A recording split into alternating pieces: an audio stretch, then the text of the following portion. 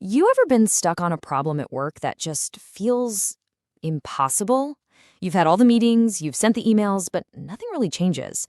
It's like this low-grade hum of frustration you just can't turn off. Well, today we're going to dive into a story about a company that was facing that exact kind of quiet crisis and how they found a breakthrough in the last place they ever thought to look. It sounds a little too good to be true, doesn't it? I mean, a single conversation, not some year-long project or a massive company reorganization.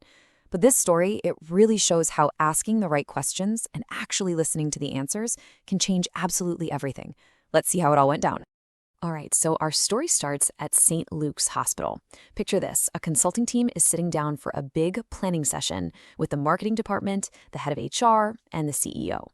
The official plan was to talk about marketing, but the CEO, a guy named Joseph, he pretty quickly lets on that there's a much, much deeper issue going on. And here it is. This is where the real problem starts to bubble up. The CEO, Joseph, is just brutally honest. I mean, how many of us have seen those corporate values posters hanging in the hallway? He basically admits that he feels this huge disconnect between the posters and reality. He'd even walk the hospital halls at night, just anonymously, and that positive, caring culture they were advertising, it just wasn't what he was seeing. Now, what's so important to get here is that this wasn't some obvious five-alarm fire. The staff were perfectly professional, it wasn't a case of mass burnout, and HR kept saying the employee surveys were coming back fine. The real problem was quieter, way more subtle. People felt stuck. They felt underused, and they were deeply frustrated by it all. So, this is the point where the whole conversation could have just stalled out. But instead of just pivoting to a new marketing campaign, the consultants pushed. They dug a little deeper, asking about the risk of advertising, a culture that didn't quite match up with what was really happening. And that's when things got really interesting. The consultant used this absolutely brilliant analogy. You know that video, right? The one with the super smiley employees talking about how much they just love their company.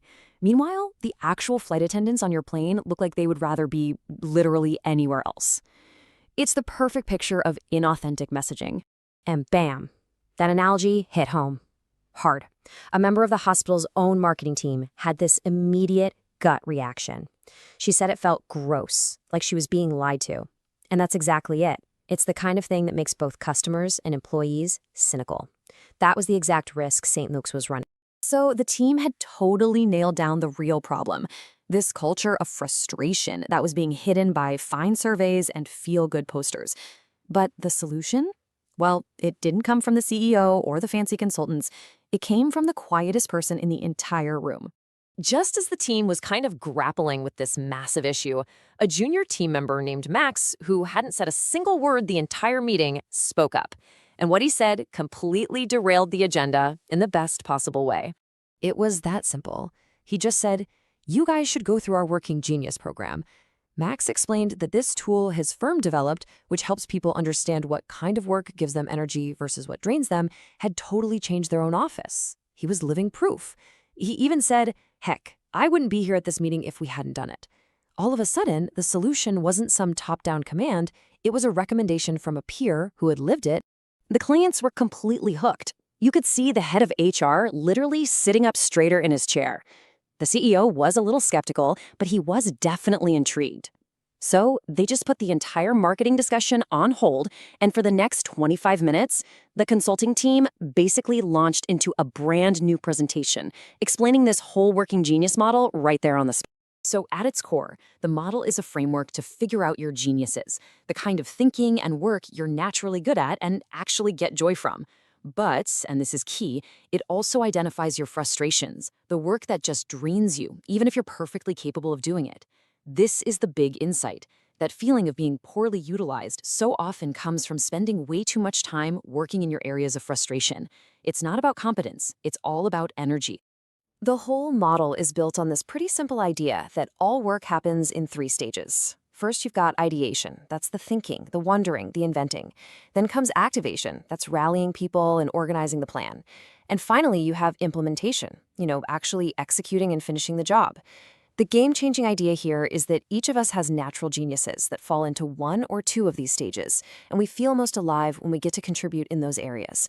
When a team gets stuck, it's usually because one of these stages is being completely ignored.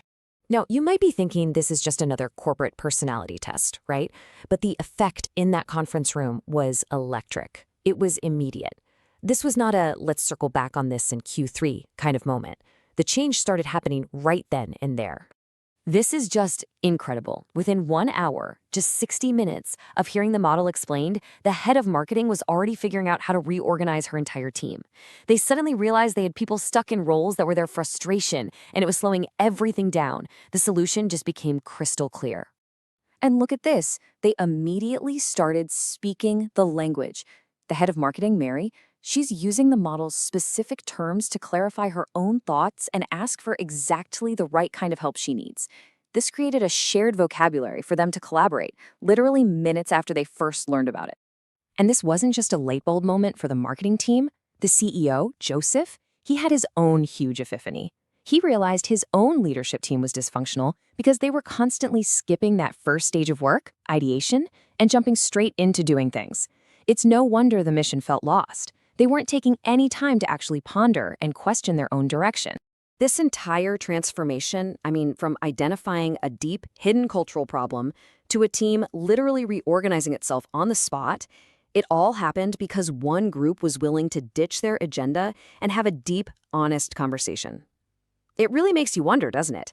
What unspoken frustrations are hiding in plain sight on your team, just waiting for the right conversation to bring them into the light?